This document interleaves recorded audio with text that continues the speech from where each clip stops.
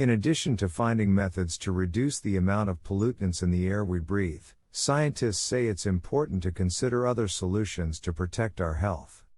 Since it is unlikely that we can reduce all sources of ambient air pollution, more studies demonstrating protective effects of a diet rich in nutrients and other preventive measures, like use of air cleaning in the homes, are needed, Pedersen says. Schmidt, who fears that annual widespread wildfires may be the new normal in California, says she is hopeful that researchers will find ways that the body is adapting to resist the harms of pollution. Although some studies suggest that exposures to high particulate matter may be associated with poor brain development, there's a lot scientists still don't know about how environmental factors shape health outcomes for children.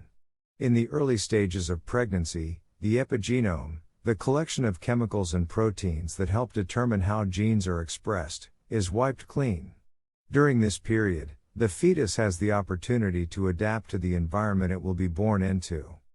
If the fetus is exposed to lots of particulate matter during that stage of its development, Schmidt says it's possible its gene expression will be more adapted to an environment with high amounts of air pollution. While more research is needed to determine if this process works, she says this and other processes may be examples of how the body can protect itself from an early age. There is evidence out there, and it keeps building, about why we should be concerned and should look at this more, Schmidt says.